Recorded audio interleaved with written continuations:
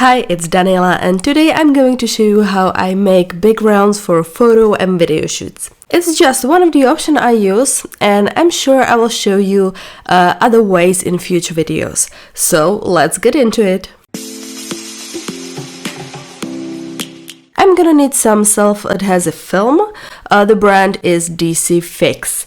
I bought them at a regular hobby shop. This roll contains a film that is 2 meters long and 45 centimeters wide. Each of these rolls costs about 125 Czech crowns, which is about $5. Then I will use this calendar. It's this year's calendar, but I have about 3 of the same and I'm not going to throw it away. That would be a waste, so I'm gonna use it. I'm going to tear off each page of the calendar. I'm gonna start peeling off one side of the film, but only a little bit.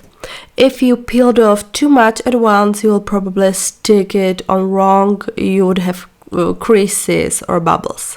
I'll put the film on the edge. I will leave some overlap. It doesn't have to be exact because I will cut the overlap off later.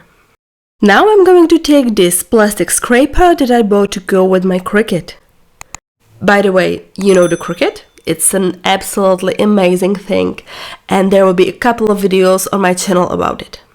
I use a scraper to gradually smooth the film so there are no bubbles or creases. I always pull a little bit on the back side where the film is attached and smooth the film itself. It's very easy. There, I've got a whole calendar sheet ready. I will cut the film off.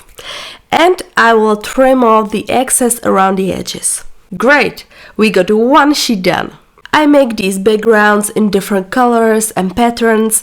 I love using them. I take photos of small objects, mostly jewelry, and I also use them as backgrounds for videos.